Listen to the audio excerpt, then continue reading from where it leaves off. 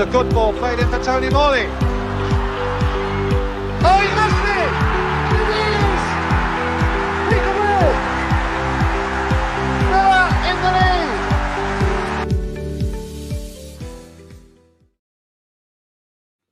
Good evening, Aston Villa fans.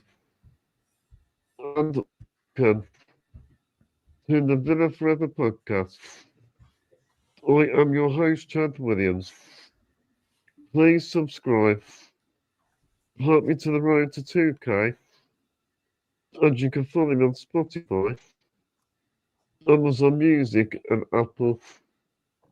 Let's spread awareness of Duchenne muscular dystrophy.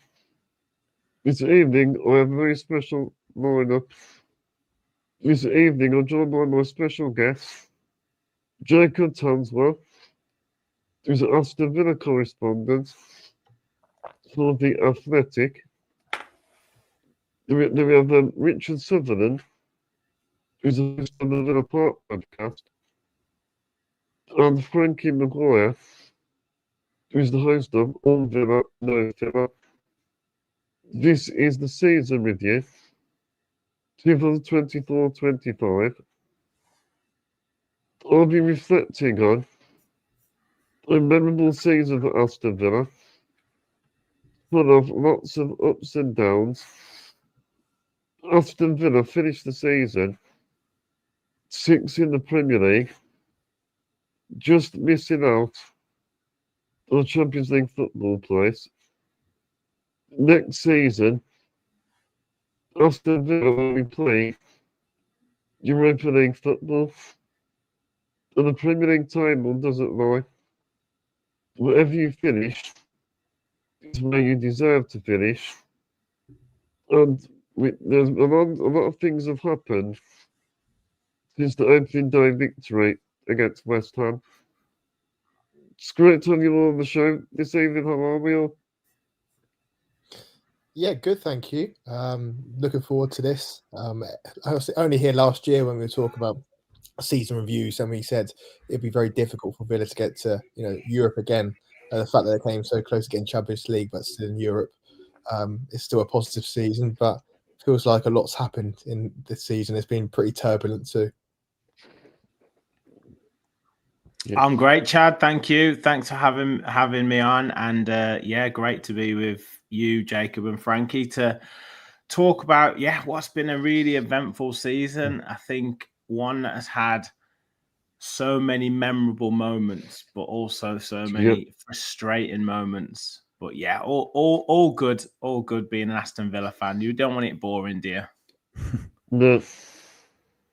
Frankie, great to have you on again. Yeah, thank you. Absolutely. Always love chatting to you, Chad. Love your show and what you do. And I sort of concur with what Jacob and Rich said, is that it just a bit of a strange season in a way. Sort of some moments of absolute elation, some of the best moments ever as a Villa fan, and then some sort of odder moments as well. So it's as Rich said, basically it's never boring as a Villa fan, and plenty more excitement to come this summer, I'm sure. Well, Jake, I'd just like to say before we continue, you did a great job covering Aston Villa again. Looking forward to more on The Athletic the next season as well. That's very kind. Thank you very much, Chad. Yeah, it's been a brilliant season in terms of being able to experience so many places, countries, etc. But I've loved covering Aston Villa now. Second full season. It feels like time's gone very quickly.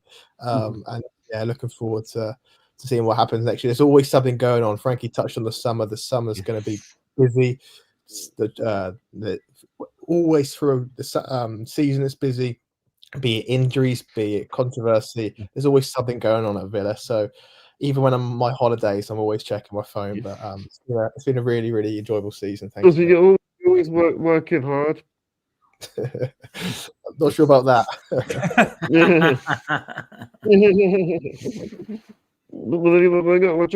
So I want to ask you first. So Jacob, how would you sum up this season for Aston Villa as a whole? Up and down, I think. I think of the season in two halves, really. I think the first part of the season was really, really disappointing. 6 wins in 21 league fixtures between September and February wasn't good enough, and that's when the damage was done. There was obviously big highs in the Champions League, but I don't think Villa really hit their straps until the second half of the season on the pitch and in terms of rhythm and fluidity. The second half of the season I thought was really good, a lot more solid, a lot more compact. But I still think Villa probably had a lot more left in the tank. I just think they timed their race a little bit too late in the end. But yeah good season overall. Because Europa League was a little bit like predicted at the start of the season, but really, we deserve to be there, really, because I don't think we did enough to get Champions League football. I think the league's frustrated as well. But I think goal difference let us down. Yeah, I think as well, if that wasn't for the goal difference, we would have been probably talking about Champions League football. And all we have to do is win. Like you had Forest, obviously, and I lost. Newcastle lost. All we have to do is do our job, and we didn't do our job. Yeah, and I think that's what makes it more frustrating, really, is that, I talked on my show about, you look at that, just that one game in isolation, and you think, regardless of what the other teams were doing, Villa just needed to do their job, their task. And even if they'd have probably just played, 60%, 70% well, they would have probably had enough to have got at least a point against Manchester United. But the fact that they put in such a poor performance, I think, just leaves that little bit of a sour taste in the mouth about such a missed opportunity. And I think, from my perspective of the season, I'm not the most rational, I'll admit that, but a rational Aston Villa supporter will say, okay, if you offered us 6th in the league at the start of the season with a quarter final of the Champions League and, wins against PSG and Bayern Munich and then a semi-final of the FA Cup, you'd have probably said, that. Oh, that's good. You would have thought that, Exactly. But then when you put in that situation and you're given, say, maybe Crystal Palace, I know that they're our kryptonite, but you're given that as a semi-final, and then you're put in a situation where you've been in a phenomenal run and you've got the team that's just lost in the Europa League final, a 16th in the table at that current time, and all you need to do is get a point against them to get in the Champions League, and you don't do it.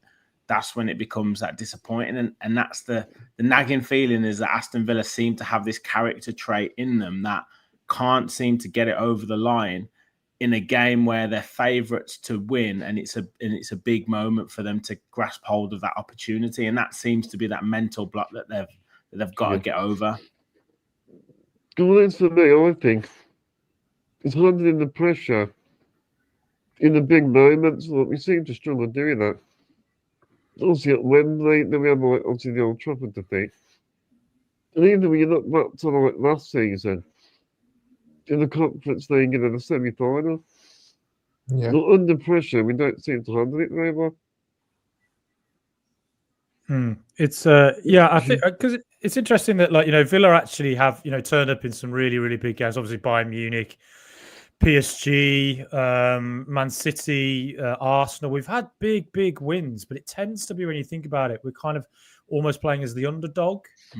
It's almost like Olympiacos, we were absolutely favourites, and we blew it really at home last season. In this year, obviously Palace United, as Rich mentioned, it does feel a little bit like it's games where we have to be a bit more we're sort of the favourites. We have to be a little bit more proactive, and sometimes we end up just looking a little. Unai Emery's mantra is composure, control, but every now and again, I always say it goes from composed to looking casual.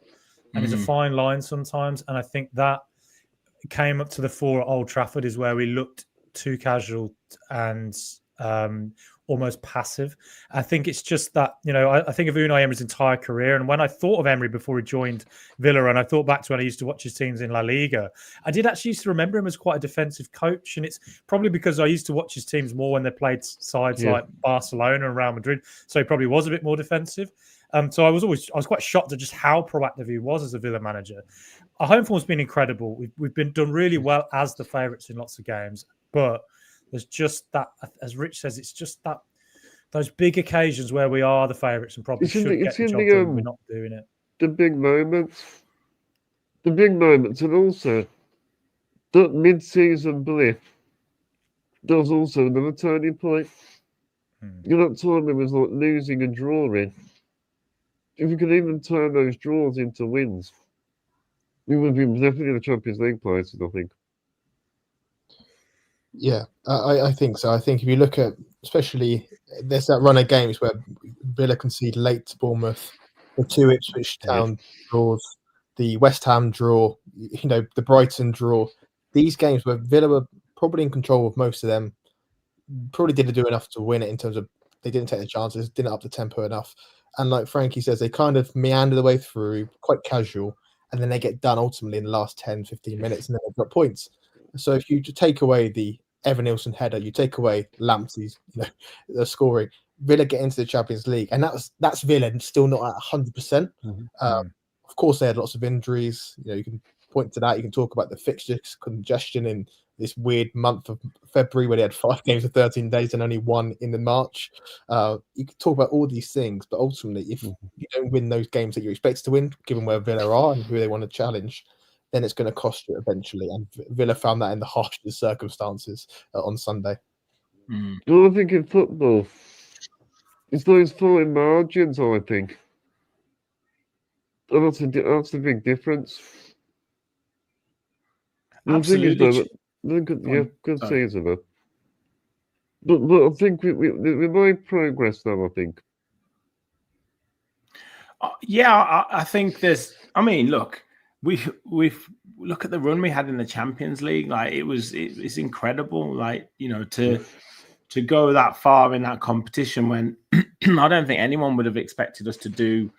I think people would have said if we could get through to the playoff round and win a few games, but to kind of put the performances in that we did, the special nights that we had, and then to take PSG all the way, I don't think anyone would have expected it. But yeah, it's all about fine margins. That's what it's all about, and key moments. And Jacob said there, you look at the goals that have been conceded right at the last minute, the last kick of the game at times, and you just think maybe that little bit of extra for concentration, maybe being able to make that substitute at that time would have changed it, or maybe putting that chance away to make it. If you think about games last season, we'd probably be 3-1 up, and then the last goal or whatever probably wouldn't have mattered too much. But there was too many times where we were 1-0 up or we were 2-1, and that was sometimes the difference as well. So there's lots of learnings, but certainly in terms of squad development as well. I mean, we don't know what this summer's going to be, but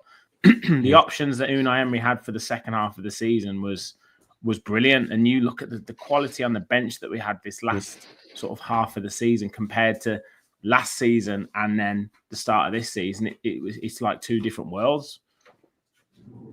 And also, there's not Old Trafford, like, it's not a real bogey team, Man United. What happens? We just don't know how crap we are. We can just never beat them. We could go to Old Trafford and play against thin air, and we'd still lose up there. So there's something about United. Someone would score an own goal, Frankie. Yeah, there would. It'd be mad. We come out. We've played nobody, and we've still lost somehow. But yeah, there's just something about that team. I don't know what it is. I think it's also worth mentioning with Villa as well is that from about. I remember saying this at the time, going from October to about January, the sheer number of games that Aston Villa had, we were playing almost every 3 days. And on top of that, something that I think's been kind of missed generally by, I hear a lot about injury crises of various teams. And I think that is a big common problem in football. Tottenham have had a bad one for 2 years now. Newcastle had a terrible one this season just before the one gone. And Aston Villa for 2 seasons straight have had pretty bad injury crises. It was ACLs the season before. This season from, until about early March, there was constant injuries, players constantly coming back, constantly going out. And there was this period of time where Luca Dean was playing at centre-back. And I think all of that disruption and getting used to playing such intense football so regularly, I think it probably did have an impact. And it's probably not a coincidence that Villa's really bad run of form in the league came at that time when all that intense football was happening and those injuries were happening. And then from about March onwards, when we had pretty much a full squad finally, is when Villa went on that big run. And I don't know whether it points to a wider issue within football about like how much is being played, and it'll be very interesting next season to see how Newcastle, who play a much more intense style than Villa, I think, how they cope with that extra game load. How Brilliant. We was competing on all fronts. Yeah. But for most of the season. But then after that, we ended up only fighting on one front then. Yeah.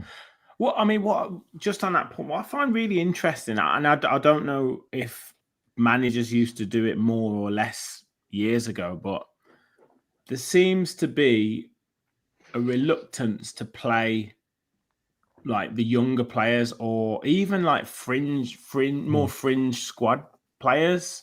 And I don't know whether teams did that more back in the day or what, but you know, I know as fans we say, well, why isn't Garcia playing, or why isn't so and so playing, or why isn't it? And for Villa specifically, there seemed to be like I know he probably was forced into a corner with certain positions and certain players, but there always seemed to be there tends to be a reluctance, and this probably is across the league, to play, I guess, players that are maybe more on the fringes or more of the younger players. I don't know. That's just an anecdote, but it just seems like they run players into the ground to have like their first choice players in that side. They'd rather play a player at 70% fitness who's experienced than a younger or fringe player at 100%. I think we should utilise the squad we've got, not a full squad, because we've got a lot of strength in depth in Villa's team.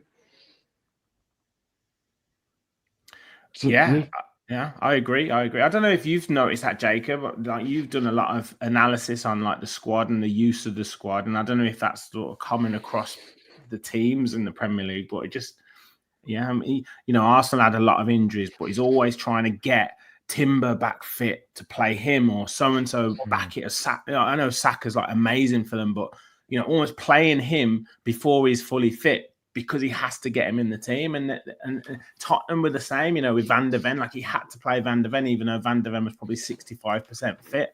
It just seems to be like a reluctance to utilise some of the more fringe players. I think the way football's going is that, for example, Emery would rather have, like you say, a player who he trusts at 70%, who he can kind of work the game around. So they're not going to, they're going to do shorter distances. They're not going to press. You think, okay, how can we manage them? So earlier in the season, Villa's output was so low that he probably could get through with players at 70% or players that probably can't last 90 minutes. And they rather that than a bloody youngster. Emery doesn't trust very few youngsters, really. And he doesn't really pay much attention to the academy until he sees a player that thinks, okay, I can trust them. And trust is the biggest thing. So he'd rather, for example, plays against, away to Paris Saint-Germain. Let's say Matty Cash had a little hamstring. He'd rather pay Cash in that game because he trusts him to be able to manage it than, I know Andres Garcia wasn't in the Champions League squad, and Andres Garcia at that point, because there's too many unknowns with him at that point. Maybe in the years to come, he'll be able to play Garcia in a few more games, etc. But he's still very loyal to the players that he's seen a body of evidence that suggests that he can get through these games with injury or without injury. Yeah. It's the same with Arteta. When a young player comes in, they're going to be extraordinary because they have to be to even play any minutes. It's interesting though, isn't it? Because, as I say, like when I was younger, a lot of years ago, but they'd play a young player because a young player would have that enthusiasm or just get through the game on pure adrenaline, and the fans might stay with that younger player because of the fact that they're a little bit less experienced. I don't know. That's just my like anecdotal evidence. I can't say that that's true, like whether that's true or not, but there definitely does seem to be a reluctance to play like you've just said there. So they'd rather play someone who is not 100% fit because they can rely on them and trust them than bloody youngster who would get through on. Risks. Take more risks, Yeah, definitely. So. Yeah. The positive thing is, I think, the league's been finishing consistently in Europe. I think it's a great achievement. I think it's the third season on the trot in Europe. Emery, he loves Europe. I do think in the Europa League, it's a competition that he'll be able to navigate really well. 100%. He's won it. Was it 4 times? He's been to 5 finals. It's certainly, and he's shown with Villa he can get far in Europe with a team that has Aston Villa. I mean, look, we've won the European Cup before. We've played in Europe relatively recently, but you have to say we have zero experience of modern day European football because we just haven't been there for so long. And this team as a collective, and we as a fan base are getting used to what it is to be in Europe and to be a team that gets quite far in Europe. And I think next season, Europa League, you have to look at it and think it's a big chance. It's a big, big chance. And on top of that, I think it is a real achievement for Villa to get Europa League at a minimum and come within a whisk of Champions League, given the fact, again, you look at Newcastle, who, we played, 13 games of Champions League this season? They played 6 and they went out and they couldn't get Europe at all last season, whereas Villa did. That is a really big achievement, as frustrating as parts of this season have been. So that's certainly, 3 seasons on the trot.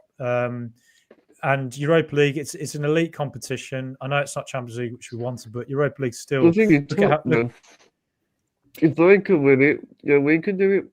Yeah, and look at the Tottenham fans' elation at winning it, and that is if Villa could do the same. I mean, I'm already planning where I'll be putting my seat to hang out for the Villa parade. Probably near Snob's nightclub in Birmingham City Centre if that's still open. Do you boys think? Sorry, Chad. You can answer this as well. Do you think that Unai Emery or almost not the financial side of it, but the competition side of it? Do you think he'll almost prefer to be in the Europa League than the Champions League? But also Europa League, I think it has got a financial reward.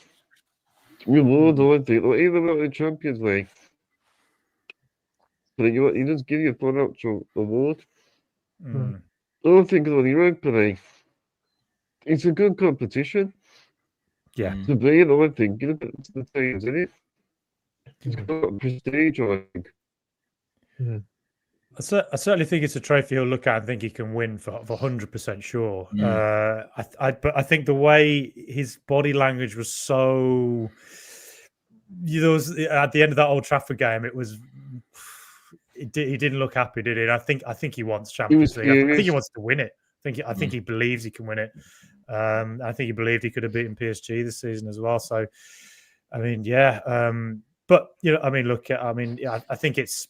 think we have to accept it. I mean, like Man United and Tottenham don't get Champions League every single season, and they, by all rights, really, with their recent record, should probably be there compared to us. But the fact is, we've done so brilliantly well to get up there, and if we're not in it this season, we still have to keep on aiming for it, and think that we can get there again, as even just next season. When you're opening, we should at least look at least the semis or at least the final, I think.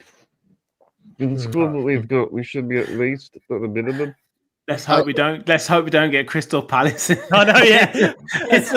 I was like, bring on Bayern, bring on PSG, Real Madrid, Crystal Palace. No, hang on.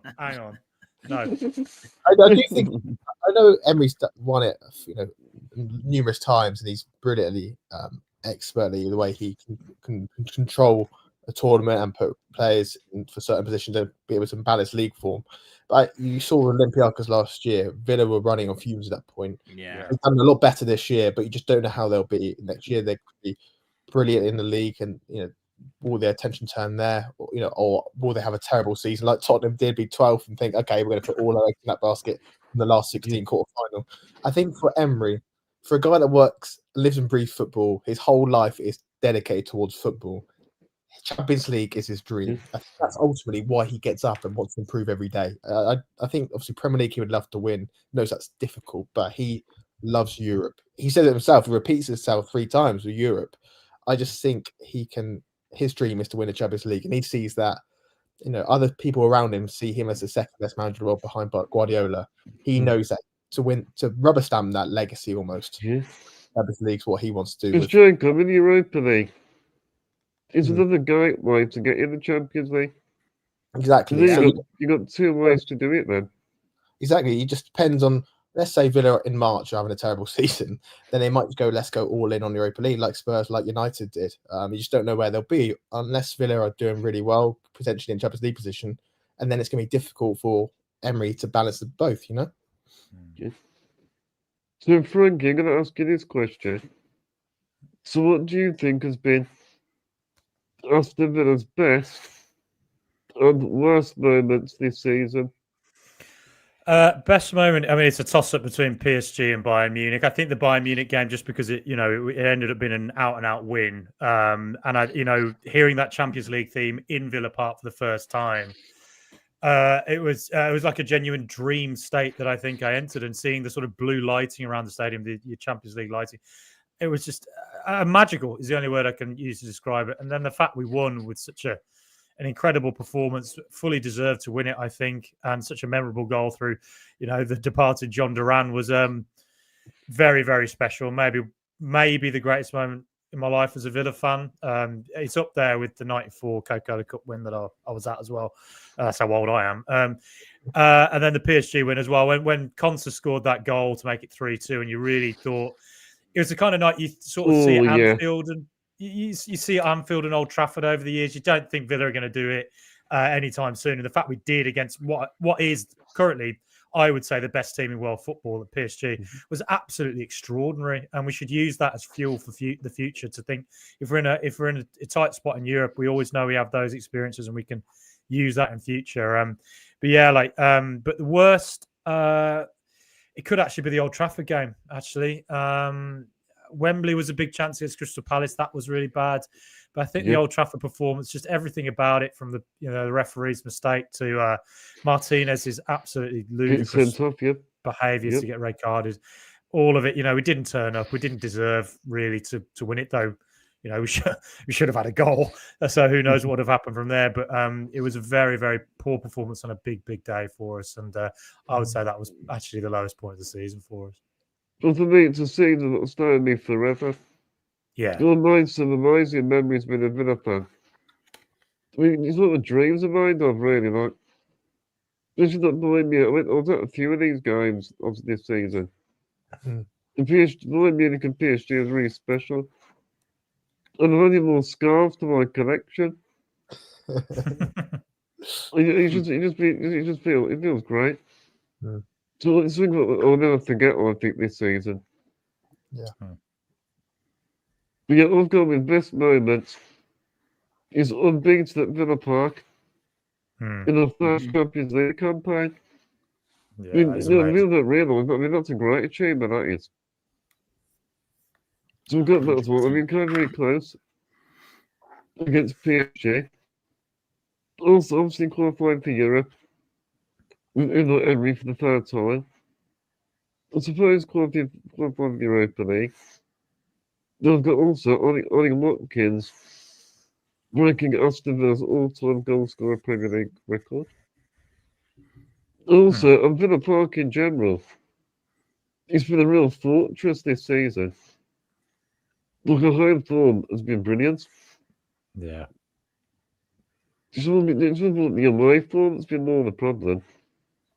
But at home, a lot of teams are scared to play us. Well, if you look at the last two seasons, right, Villa have been wonderful from home at home, and they've got between every other team in the league, they've got the biggest points contrast home and away. So if Villa could just marginally improve that away form, then they'd fly, And that game they lost early in the season at home to Arsenal. On another day, Villa could have won that. It's probably one of their best home performances, actually. Watkins, and they really ran Arsenal all the way. So very good at home. And even when they're not great at home, they still find a way of grinding them out. And those 50-50 games always seem to go in their margin as well. Did you look at that PSG game? Even though PSG were an aggregate, we actually beat them 3-2. So, up to the quarterfinals, we were completely unbeaten. Yeah, it's been a phenomenal time to be a home support. Like, to go to the games at home, you're pretty much walking up to Villa Park, pretty much invincible. That's how confident you can be, and if you know that's going to be translated to the crowd. There has been one or two moments this season where I think the crowd have got a bit tense and a bit sort of frustrated, but I think that's to be expected. But I think if we can really bring that atmosphere next season and keep that going, then I think we can keep that Fortress Villa Park going. Yes. But I think you're right in terms of the moments, Chad and Frankie. I don't think you can argue with, and this is what this season has been. I mean, you would, some of the amazing, whether you're watching it in the ground, whether you're watching it at home, whether you're watching it in the pub, you know, to see John Duran scoring that goal against Bayern Munich and everything that it meant in that game, to see us, you know, putting that performance against Man City, to see us, the Celtic game, I mean, you know, the Battle of Britain and then the game that it was just incredible. Like, you know, Morgan Rogers scoring a hat-trick and then getting, you know, scoring in the first 2 minutes, then getting pegged back, and knowing that the tension of us finishing in the top 8 at the Champions League in our first season in this new format and everything like that, that was amazing. And then, you know, obviously the PSG game, absolutely amazing. So, yeah, some great moments. I just think that those at this moment in time, I'm still struggling to balance up those amazing moments with how bad we were at Wembley against Crystal Palace and how bad we were on Sunday against Manchester United. So that's where I'm struggling at the minute. Also, those Champions League fixtures, when I saw that they were announced before the campaign, the league actually worked out in our favour really well. We had a mixture, not all of them were too hard. So we had some winnable games and some good fixtures as well. You had the big boys at Villa Park, didn't you? And that was that's great. I think maybe if you were an away supporter and a harder, you probably would like to go to Bayern Munich or Juventus. But I think in terms of advantage to give to Villa, you'd rather them at home, because you saw sometimes when they did go away from home, Club Brugge the first time, Monaco, it was pretty dire. And they were among the lowest points as well, I thought, in terms of performances. But at home, under the lights, it was just electric against those big boys. Yeah. So, Rich, I was going to ask you actually. Yeah. So, what do we need to improve on next season?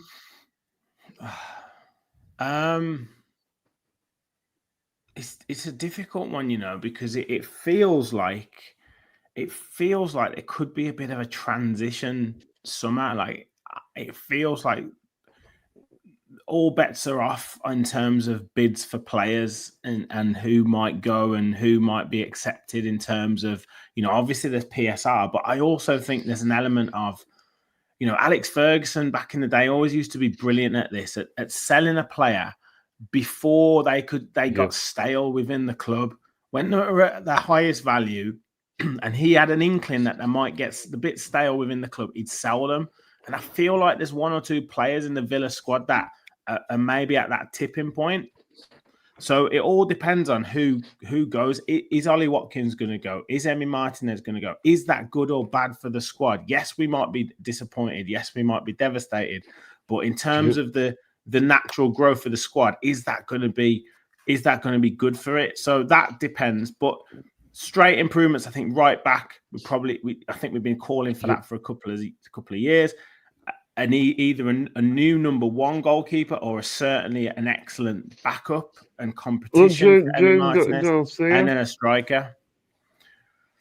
Yeah, Joan Garcia could be. He's linked. I think Chevalier's linked. So I think there's a few, whether it'll be agents putting their names in front of Aston Villa or whether it'll be Villa looking in the market. I think we'll see a goalkeeper coming in, but yeah, I think it's going to be an interesting summer, because I do think there could be, you know, one or two players that Emery just feels like aren't quite there at the moment. And if we can get good money for them, I think he'll be happy to see them go. Yeah. Well, since you got Leon Bailey, I mean, he's been linked with Saudi. Or potentially, sorry, maybe Matty Cash. Potentially he might leave. I don't know what's going to happen with that. It's a really big score, I think, ahead. Jacob's your man. Jacob's the inside man. What do you think, Jacob? Do you know what? It's so difficult because Villa don't know either. So me trying to guess, it's like flying a kite in a hurricane. I really don't know. But I think there are a few more I'm more certain of. So, for example, Villa will get a keeper regardless of Martinez to replace Olsen. Whether they get 2, of course. Joe Garcia is one that they're looking at, but looking at about 6 or 7. Leon Bailey, I think Bailey, his camp, Villa will admit it's time to move on. That's another one as well. And then you look at Luca Dean, I think that's going that way as well. So those 2 probably will be likely to go. And then, you've got, it's almost going to be like a Piccadilly Circus at Bodymoor Heath, because Emi Martinez's camp, Tyler Mings' camp, Ollie Watkins, Luca Dean's, Boubacar Kamara's, all that, they're all going to rock up in the next couple of weeks. Asensio as well, asking what is our future going to be, what is our contract going to be, what's the salary going to be, and Villa are going to be welcoming them in, saying, handshaking them, they're bringing the next one in. It's going to be very busy, and I think they've got a month now till the June PSR deadline. In the next couple of days or 5 days, I don't expect much to happen. But when the start of June hits and the mid of June, I think that's when you start to ramp up, and the picture will become clearer for everyone. Jacob, what's our PSR like at the moment? I think, are we out of it yet, or not quite out of it yet? PSR is not as much of an issue as last year. Like last year was just chaos. They were running around Italy and Brazil trying to get Douglas Luiz to go to Juventus. I think it's more the UEFA PSR. So the salary bill's enormous. They've got to cut it by 11% this year, and then by another 10% the year afterwards. And that's the more pressing issue. So Emi Martinez, for example, solves both issues. They'll get a big fee for him if he did go, and he's the highest earner, so they can solve both of those issues. That's why you've seen Villa become a bit more amenable to him leaving. PSR is obviously still an issue, and they've still got to plug that huge deficit, 30, 40 million. But I think the salary of the whole squad is far too big. The thing is, players come and go. Plans are always here to stay. But players come and go. That's how football is these days. Yeah, and I think a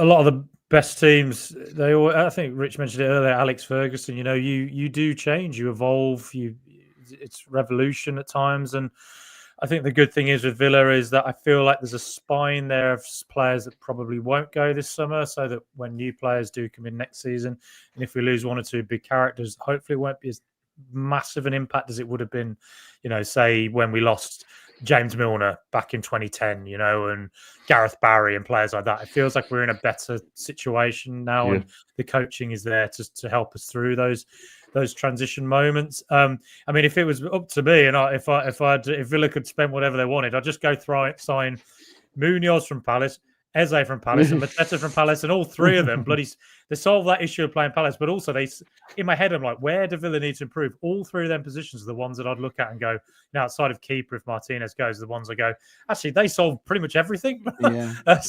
And it just, what I would give because I think one of the issues for Villa for a period of time this season, when Rodgers was central and Watkins was there, and I think the reason why Asensio's been playing central and Rodgers outright is that a lot of the time, midway through the season, the ball tended to bounce straight back off that final third.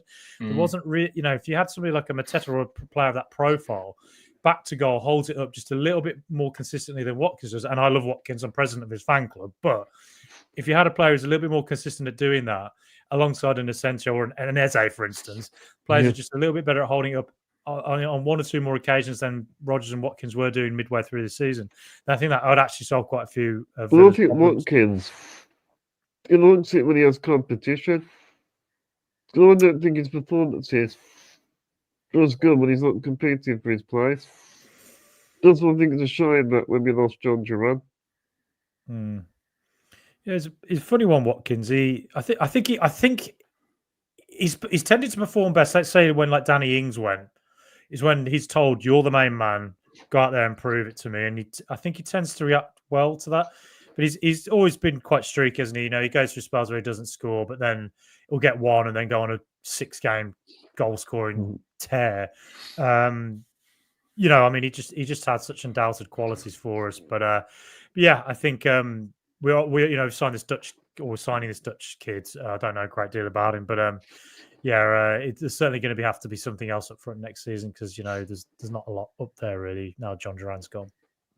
Forget about what's improved though. Defensively, we need to be a lot more solid. Also, I think we need to be harder to beat. But make ourselves a bit more harder to beat. But we're still going back to away from home. And also, we've been conceding far too many goals. That needs to be put to a stop next season. It needs to be addressed. I think it's improved though. I think they've shown signs. Obviously, 6 clean sheets in the last 10. I don't With think Mings, yeah, with Mings, I think, yeah. Yeah, I know, but I know everyone likes to talk about Power's defensive quality, but actually the difference is not too fast. I know Old Trafford wasn't great and Palace obviously, but I think in the other games he's been pretty okay in terms of defensive record. What I'd like to see is Villa be a bit more on the front foot, mainly defensively. You know, I was at Old Trafford and I was right on the side of the pitch, so I had a good view of the back line. And they were so deep for most of that game. And they're so deep.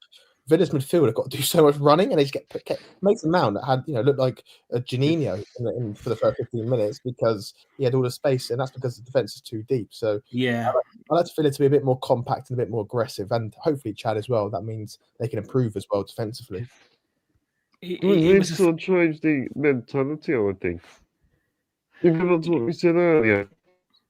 It's not only the mentality, because we seem to lose our focus and concentration. You know, 90 minutes, we seem to totally lose. The big games, especially, I think. I think there's definitely an element to that, but I think where Frankie and Jacob probably right is that we've been too passive at certain moments, and we've struggled with that situation where we've come up against a team that might go man for man against us. And I mentioned this on my show. I was like, the way you can kind of beat a man-to-man team, step onto you like that and go 1v1 is obviously the easiest way is to win your individual battles, step onto them and win your battles, personal battles, and then your skill and your quality will shine through. Or you have to move them around and you have to kind of confuse them.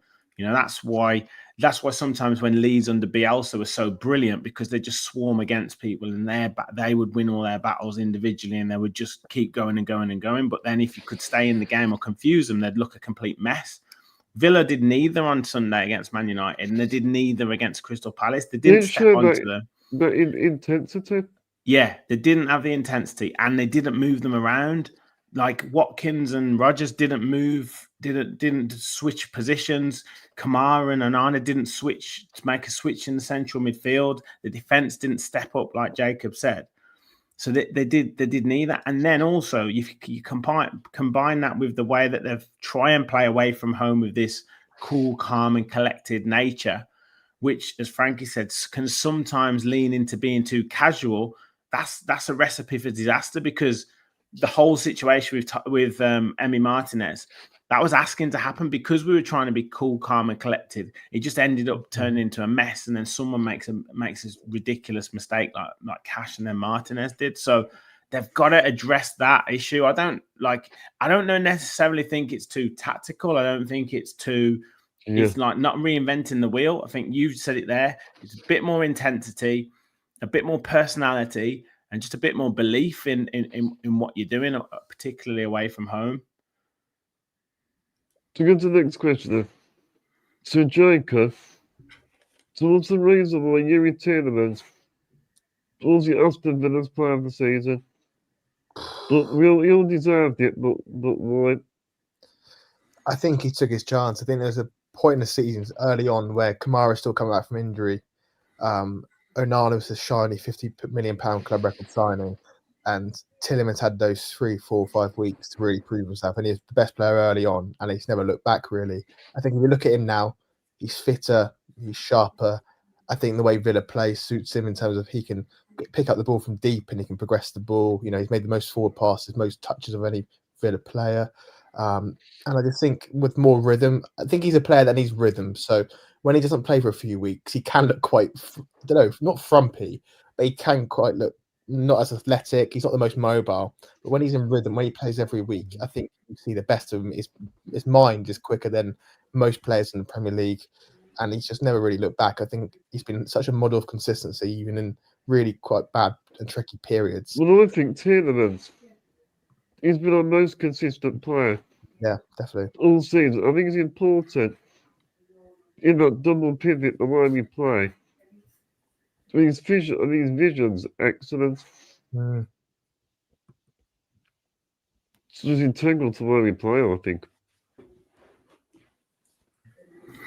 He just sees the game so quickly, and that's what I really like about him. He pretty much plays everything within one, two, or maximum of 3 touches. And I think with the way that Emery likes to move the ball through that middle area of the pitch into the attacking third, then Tielemans is the perfect player in between the way. lines. That's it. In between the lines. Yeah. But he's been brilliant. Yeah, and we got the free transfer. So that's the City. I think actually, I still think he's very underrated. I think. If you look at the other teams, well, I don't think he gets mentioned more now, but I still don't think he gets mentioned enough. I don't think.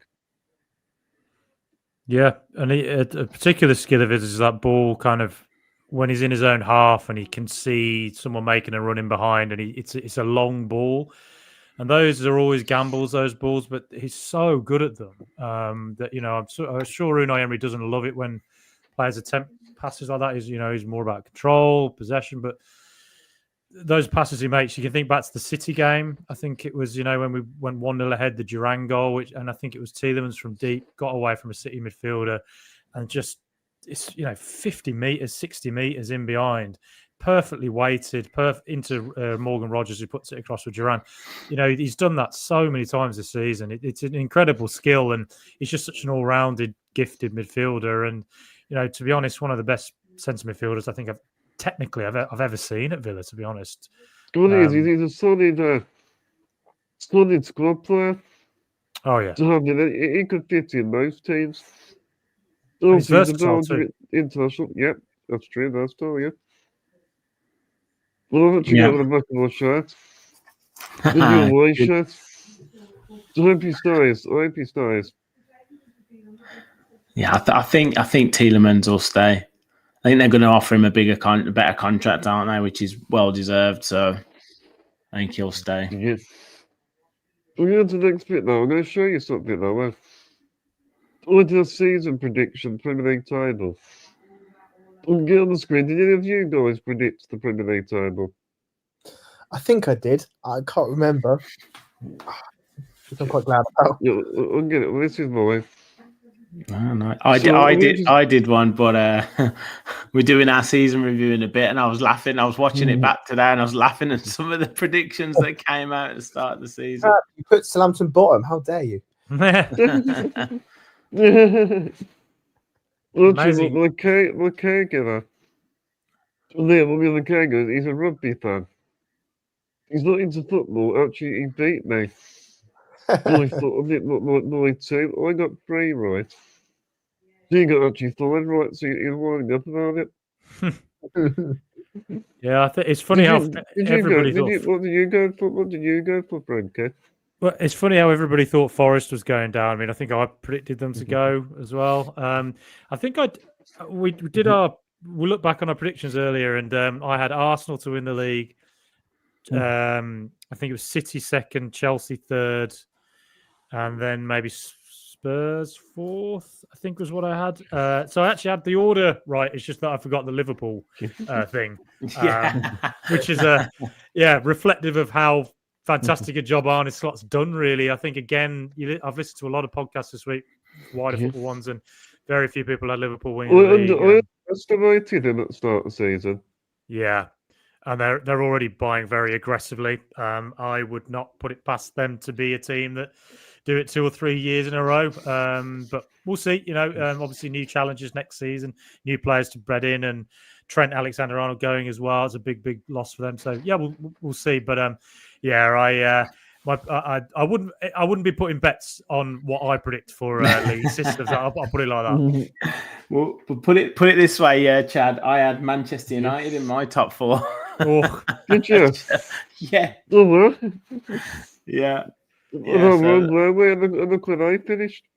Exactly. And he still beat us.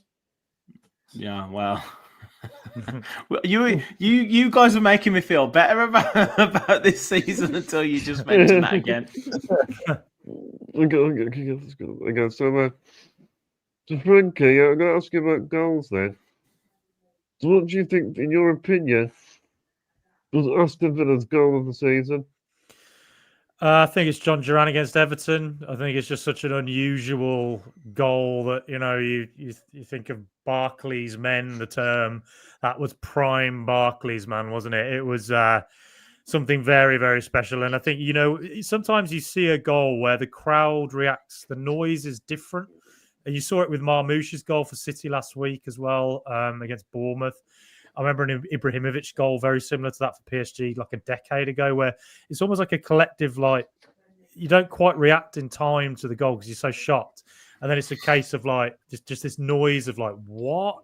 Rather than yes. It's a incredible goal. The City goal I mentioned earlier as well, the Duran one there, just the teamwork in that. There's so many incredible goals of Villa Duran goal. But Always both that for both of those games, always there.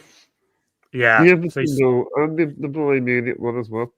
You saw two very special goals indeed, and it was funny with John McGinn saying, I wasn't goal of the season at the awards last week. I think we all know, wasn't it? It was what Duran. did he say? I want to thank John Duran for leaving. Yeah, that was it. Yeah.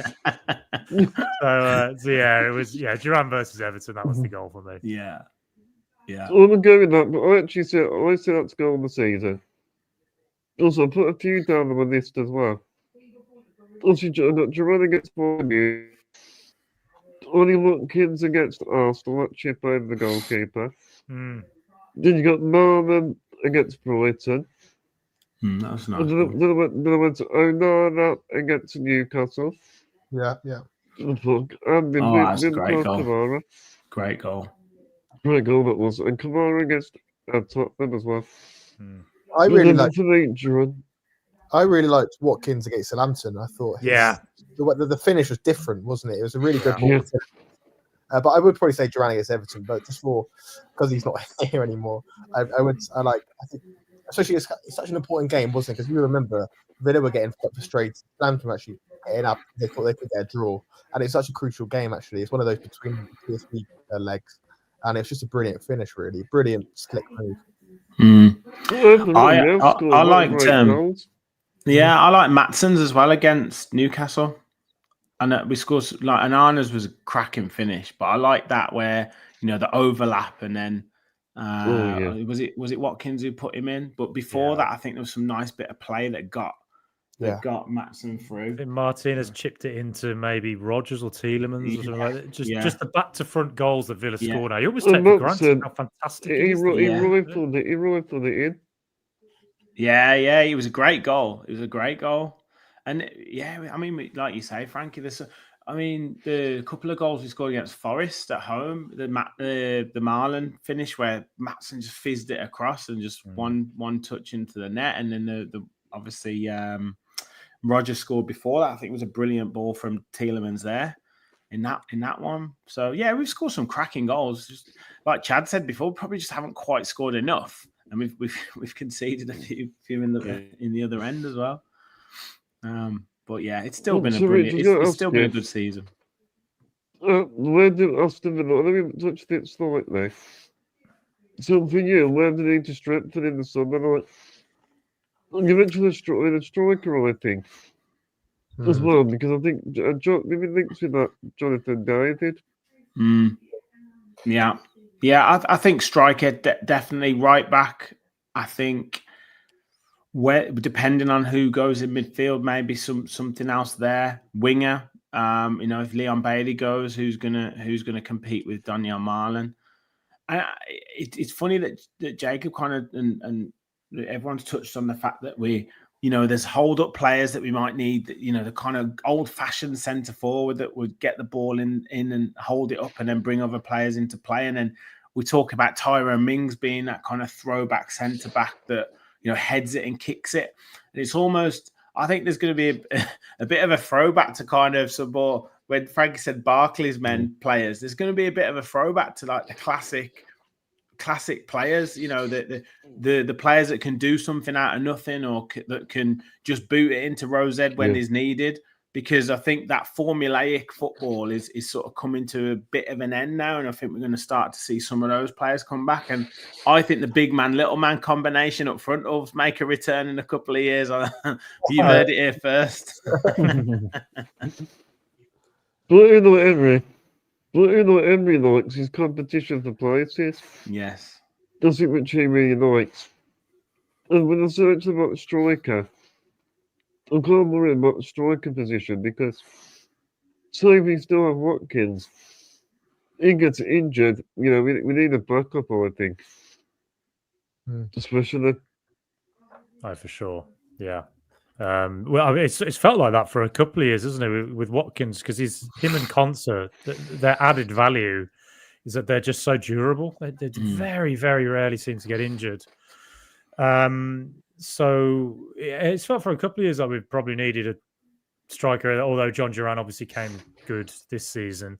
But yeah, for sure, we'll need something extra up top. And like I said earlier, I think a player that holds it up a little bit more consistently would be nice. Again, like, you know, I was at the Fulham game recently where we won 1-0, and what we were doing a lot was knocking it long into John McGinn, and John McGinn was holding it up incredibly well. I think players, that might be a skill that might be something that needs to come back in a little bit more than it probably is at the moment, just because obviously teams press so well now that, you know, just having that option of just being able to go long and direct into a player like a John McGinn who holds it up really well, or a Mateta, for instance, I think is something that will really be of big value to teams in the coming years. Yeah. I think it's a strange thing with that. The cost of the Djokovic situation. But I was actually quite a fan of him, I was. Yeah. I don't know what you guys thought of him, but I liked him. Yeah, he was low cost, wasn't he? He was what they like to call it, a market opportunity. And who knows, he might return, because Leipzig haven't, not as far as I know yet, triggered the option to buy. So he might come back, and Villa have, you know, 3 right backs in terms of Ash Garcia and Nedeljkovic. I think they're more excited about Garcia than Nedeljkovic. So it's a strange one. I thought he was okay every time he played, but Emery's clearly, like we said earlier, doesn't trust him yet. So yeah, very interesting. But I think they'll sign a right back. I think they definitely will sign a right side centre as well, because they know that Konsa can't play every week, and to replace Disasi. Left back, if Luka Dean goes. A number 10 if Asensio doesn't stay. A winger, because with Bailey goalkeeper, it could be 7, 8, 9. Well, it could be a bit of a rebuild, I think. Yeah. Not like a massive rebuild, but I think a little bit of one, I think. Yeah. Or maybe he has to trust some of the young players. You never know. You never know. He might have to start trusting. Yeah, you never know. We're going to get to the screen. I'm actually going to show you guys what's my team of the season. And we can discuss about it. So we'll get up on the screen. So this is a team that I went for. Just want to know, what would your Aston Villa team of the season be out of what I picked? I think I'd agree almost entirely with that. The only difference I make is probably I think Dean turned up in some big games. He was very consistent and solid. Maatsen, though, towards the end of this season looked like somebody who, and the same with Onana, they both looked like they were getting comfortable with Aston Villa, and it felt like they're players that are really developing into something that will stand out next season. But yeah, for sure, I'm excited to see where Onana and Maatsen go, but I'd probably just go Dean ahead of Maatsen for this season, I think. I went by Maatsen. I think I judged Maatsen for the second half of the season. I think Maatsen, he sort of was regular the team then. Because I think Maatsen, I think he gives you something different. Attacking wise going forward. That's what I said to Maatsen. I think Luka Dean was one of the best players that started the season for a long period.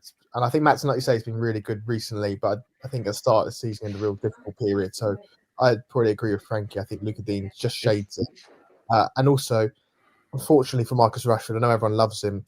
15 minutes against PSG is not going to wash it for me. So I think on the balance, I know he's not been fantastic, but he's played more. So I'd go Jacob Ramsey just out. But I think Rashford's giving you some good moments, but his name wasn't Marcus Rashford. His name was Leon Bailey. Everyone would say he's been. Also, maybe Rashford, because I think he changed the season. I think because I do think without him, I think we might have been maybe lower down the table. I think it was an impact. I think that's what I personally think. Yeah, I think him and Asensio gave us a real buzz and a real lift, and yeah, I just think it's a shame that it kind of dropped the way it did with regards to his injury. Like Jacob said, that second half against PSG at home, he was scintillating. He was everything that you want in a like that moment. He was world class. But I agree. It's not quite enough for me in terms of that. And I think Asensio's maybe dropped off a little bit. I think he was great against Tottenham in that home game, but he's probably dropped off a little bit. He had a few great games, but then he went off the ball a little bit. I think Marcus Asensio. Yeah. Yeah. And look, he's a brilliant footballer. He is an absolute brilliant technical footballer. But I put a tweet out the other day that got a lot of conversation as whether I would sign any of the loan players, and I would probably say no at the minute. I don't think I'd sign any of them. Yeah, but I can understand why people would. But that team, I think, maybe Luka Dean and as I say, Rashford for his initial impact. I can understand it. Ramsey hasn't quite.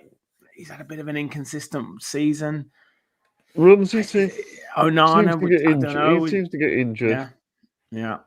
It's Ramsey, I think he can be quite injury prone, I think. Yeah. With Ramsey, it's a shame. I like Ramsey. I think would have went for Ramsey if it wasn't for his injuries as well. Yes. Yeah. It's funny, isn't it? Because if you put Luka Dean back there instead of Maatsen, it's like the back five that's been the tried and trusted for the last 4 or 5 years. Yeah, it's mad, isn't it? Yeah. And what do you make of Mings at the back? He's going to be really difficult to. I think we need to keep him around the squad, whatever happens. I think he's a brilliant player to bring in for certain games. I'm actually surprised that he didn't play against Manchester United, and I'm surprised that he didn't play at Wembley. But just because we don't have a player who brings his leadership and quality, like you can always hear him, whether you're watching it on TV, whether you're in the stand. And I do think a lot of younger players need this. They need that kind of encouragement or that sort of that reassurance that they're doing the right thing. And I think Mings provides that security. I don't think it's any coincidence for some parts of this season that Conte hasn't looked quite as good with Torres there, and Martinez hasn't looked quite as good with Torres there. So there's I don't know whether that's communication, whether that's leadership. I don't know, but we need someone who can bring that Mings leadership. For example, it was like that game against Crystal Palace. I think Tyler Mings should have started that game personally. Yeah, what do you think, Frankie, on that? Yeah, 100%. I do remember walking into the stadium before that game, and my mate who I was with showing me the team, and I genuinely was like, I'm surprised Mings isn't playing. And actually, Maatsen, I actually wanted Maatsen to play that game. I think it was just because I think Mings had been quite solid with him in the games before that. I think he played against Brentford in the 1-0 away, and there's just something about him that was like a kind of big occasion like that, big voice, Mateta's a big physical presence. I just felt like he was the right ingredient for that game. I would never doubt, the man I call Professor Unai, but it's very rare that I ever look at his lineups or think on games and think he just got it wrong. But I just did feel going into that game, I just think Mings is the one here, and at Old Trafford, maybe that was the case as well. But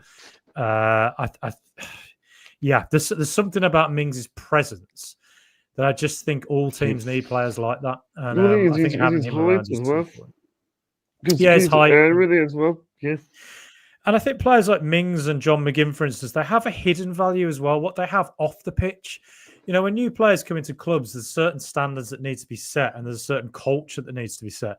And this is why Alex Ferguson always kept players like the Neville brothers around, or Gary Neville, was always there, or, I suppose Scholes, Giggs, players like that who had been there a long time and maybe weren't at their absolute peak. And to be honest, maybe were past it at certain points, but they also hold other players to a certain standard that others have to live up to when they come in. And they're also a positive presence around the dressing room, at the training ground. And that's what I think Mings and McGinn are. And I think that's why I think they have a hidden value. And I think Villa would. You need the leadership. You need leadership in your team.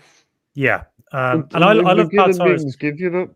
I think Pau Torres is an excellent player, particularly on the ball. I think he's a fantastic ball-playing defender. But yes, there are certain aspects that Mings has that Torres doesn't. But at the same time, Torres has certain things that Mings doesn't as well. And in the end, I guess Unai has to make that decision in certain games and think, well, I need Torres here because he does a certain thing that Mings doesn't, and that will get us out of trouble in certain moments. So yeah, but to have the two of them guys. He's got his ability on the ball is amazing. Like, he's a centre back. He can pass the ball like a midfielder.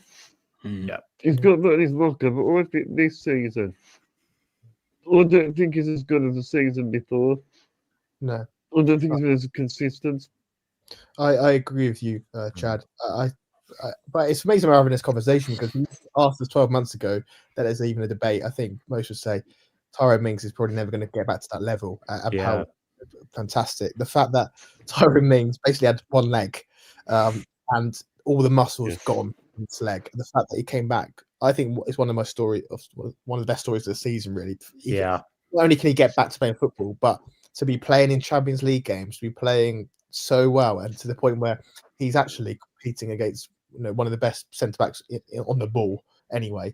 And people actually saying that he should be starting over him just shows you how immense his recovery's been. I thought he'd be a player that would be completely finished.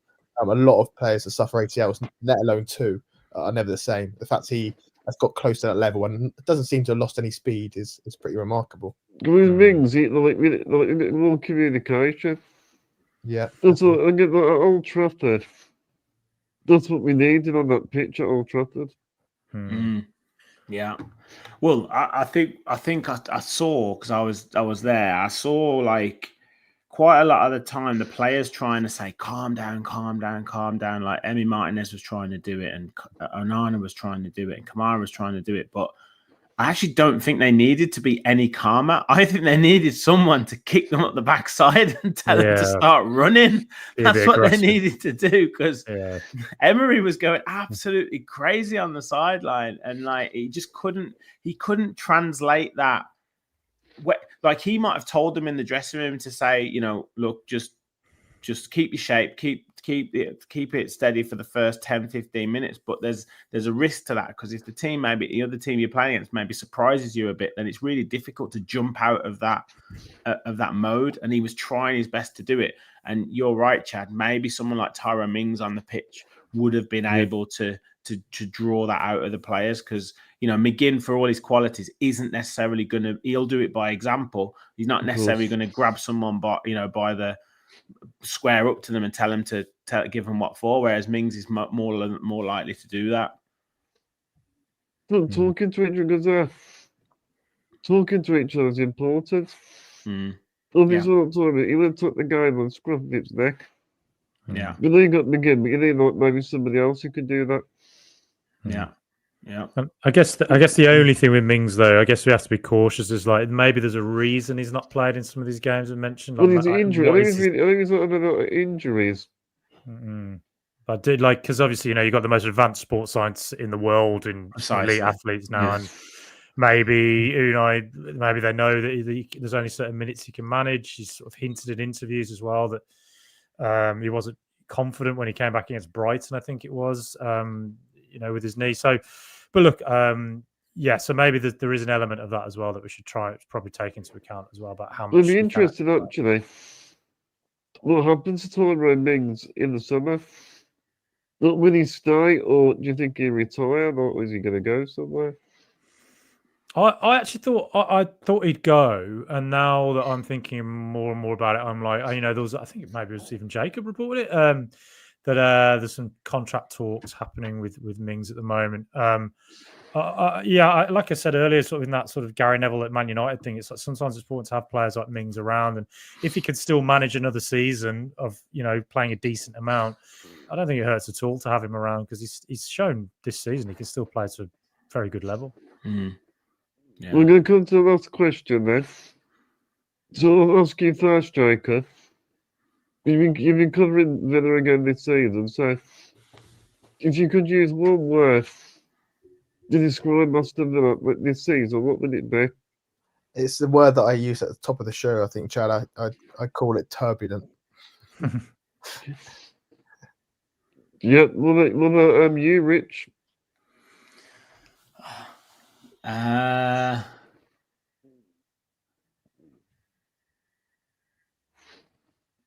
Topsy-turvy. With a high... Yeah. Well, Frankie, what about you? Oh, yeah. It's a very difficult one. I almost want to use the word strange, because it's like a team that can be so absolutely elite in so often and has such an incredible home record, and yet has such an odd propensity to sort of lose momentum in games and give strange goals away. Towards the end of the season, it did look like we were solving that goal conceded issue, which hopefully carries on into next season. But good is how I'd say. Not brilliant, not bad. Brilliant at times, but I'd say just on average, very good is how I'd say. Yeah. It's very hard to say, yeah, but very For good. me, I'll try and be a little bit more positive. But on the site, for good and bad reasons, I think unforgettable, but not just for good reasons. Mm-hmm. Yeah, that's a very good way to put it. That's a good way, mate. Or progress, maybe. Yeah, We definitely hope. Yes. We feel like back to the Martinelli days again, because when we go back to Europa League, I remember sort of the Martinelli days. Just the last time I was in that competition. Yeah. Just hopefully we don't play Rapid Vienna. Oh, that's and this is it. We want to make sure that we don't get this 3-year sort of itchy feet as Villa fans, or fourth season itchy feet where we think, right, this manager. I think we need to keep with Emery for the long haul. Yeah. And make sure we keep with him, because I don't think we'll get anything as good as this moving forward, and with the structure around him as well. I think we've got that. Martin O'Neill days, like you say, Chad, that was very turbulent, because he wanted certain things and to push certain things, and then fell out with Randy Lerner. We want to make sure that we're all still pointing in the same direction with Emery, because there might be a couple of tough months. There might be, like we've said before, we might be doing well in the Europa League, not quite as well in the league, but I think we stick with it to go all the way through with him. Well, I want to bring this episode to a close. I want to say a massive thank you to all of you getting involved tonight. Thank you very much. Thanks so much for inviting us. Yeah. Thank you so much, Chad, and great chat. Great episode. Yeah, I just want to say as well, during the season as well. Look, I've really made some great memories to our podcast. Look at them also in a lot of the episodes, like the preview episodes. Even on the European previews, I met some great people. I'm more of the same for next season. And I'll try to get some more guests on again, and keep giving you some great content. And also, at the end of the season, I will be taking a summer break, a 1-hour break as well. But I will be doing some short videos. It's going to be called the End of Season Diaries. I'll be showing everybody what I get up to at the end of football season. Just some random videos. So you have to look out for those videos. Well, thank you everyone for watching. If you enjoyed this podcast, please subscribe if you haven't. Make sure to hit the like button. Make sure to give it a share. And if you're listening via our audio platforms, make sure to leave a good review. That always helps. Also, let me know your thoughts in the comment section. And see you all next season. Thank you for your time. I'm going to wrap up this episode with Villa forever, as always. And up the Villa.